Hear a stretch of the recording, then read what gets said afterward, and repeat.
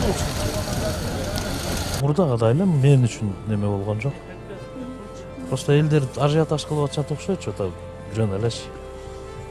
Өзүнө керектүүсүн алса эле болот да, канча 1 килограмм, 2 килограмм. Бул баягы оптовиктерге эле может польза болуп кетиши мүмкүн. Кичине мындай дезинформация болуп кетиши мүмкүн да. А так неме болгон жок. Кече күнү бир байкагам да, ошондой бир ажиотаж болуп аткан. Бүгүн вроде нормально. Сиз жана алдын алып, мисалы, коронавируска байланыштуу азык түлүктөрдү басып, алдын ала камдап атабыз деп айтылып атпайбы, башкалар камдап атат. Сиз андай кылган жоксуз да? Жок, мен в принципе каршы эле. Бул кереги деле жок болуш керек андай нерсени.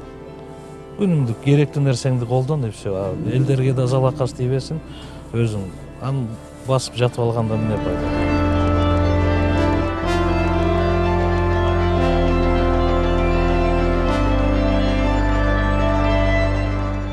Картошка, пияздар ошол эле баада сатылат, просто продукты, ундар, майлар ошолор кымбатталат. Кымбат болуп атат, картошка, пияздар ошол эле. Бизде мындай жашылча жемиштер ошол эле баада өтөдү. Болгон жанагы ун, май ошолор кымбатталат.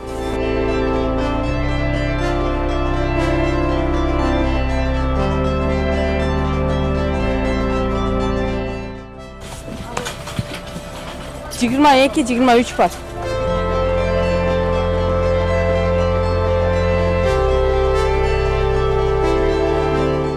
19. 770, 750, 700 арганда чыгат. 40 килодан өтөп атат, 41-42 болот. Негизи мурунка салыштырмалуу көтөрүлдү. Эми 2 күн көтөрүлдү да. 3 сом. 3 сом. 2 сом, 2 сом. Дер 16 болот кан негизи. 16, 17 болот. Негизи сатып алуучулар көп болот да, мурунка салыштырмалуу. Сатып алуучулар көп болот. Бул 3 күндүк болуш керек бул ойлоп атам. Аны эне чөт да кайра. Жана паника болуш керек бул негизи.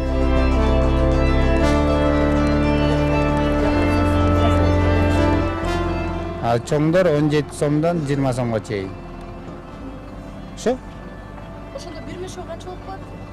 Эми бир мешек чоң мешектер 1000 тегерене чейин чыгып атат азыр. Чоң мешок болгондо канча килограмм болот? 40 килограммдан болот. 41, 42 килограмм болот. Картошка каяк? Ток мененки Кочкордуку.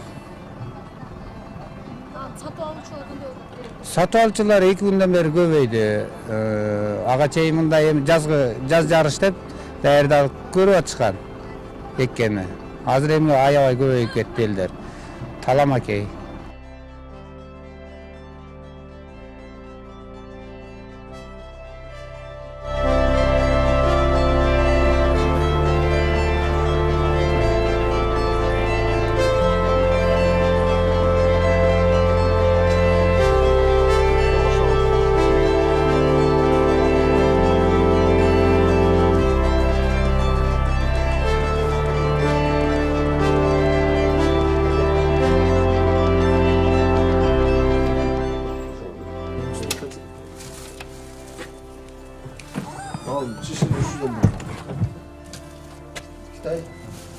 Жөнөкөйлөрчү?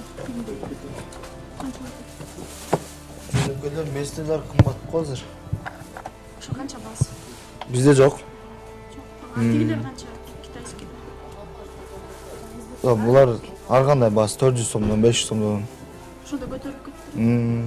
Канча сомго көтөрүлдү? Мурун канча болчу? Мурун китайский 200 сом, 250 сом болчу. Ошондо кандай көтөрүлгөнүнө эмне себеп болот? Таможня, граница, ошондой.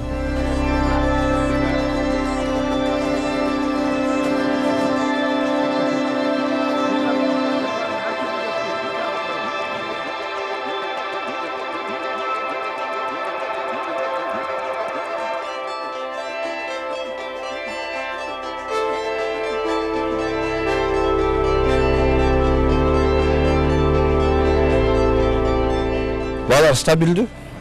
Бүгүнкү күндө картошкага 17 сомдон 20 сомго чейин болуп атат. Буга чейин ушул баада турган, 1 сомго көтөрүлдү картошка.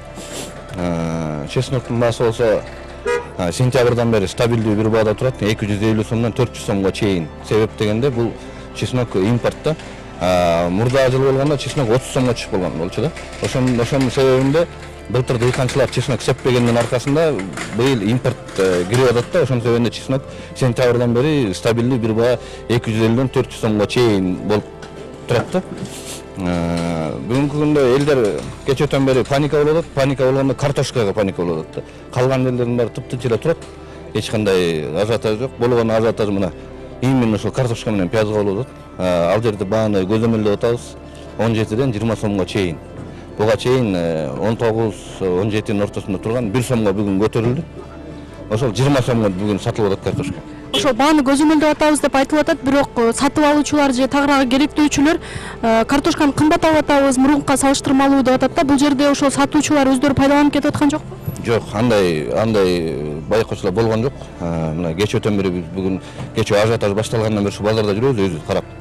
Баа стабилдүү, 20 сомго чейин болуп атат. Азыр өзүңүздөр да барып снимать этип элдерден көрсөңүздөр болот, сурашты бааларын. 17ден 20 сомго чейин картошканын баасы. Көзөмөлгө алганда ошондо кантип көзөмөлдө алып атасыздар? Мисалы процессин айтып берсеңиз? Бизде эми бул базар дүң базар болгондун аркасында буну дыйканчылар түздөн түз өздөрү келип сатышат да. Ошо дыйканчынын койгон баасы, бул жерде көзөмөлдөө деген наоборот бизден алып башка базарлар сатып атат. Мисалы Аламедин базары бар, ошол базарлар бизден алып сатат. Ошол берки розничный саткан базарларды көзөмөлдөш керек да.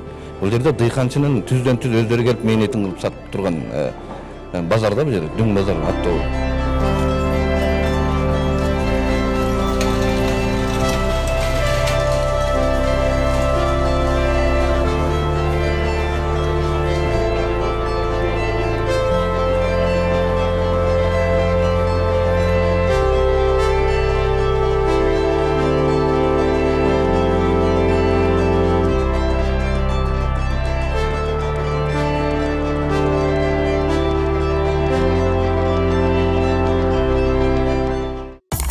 Орчундуу окуялардан кабардар болуу үчүн биздин каналга жазылыңыз.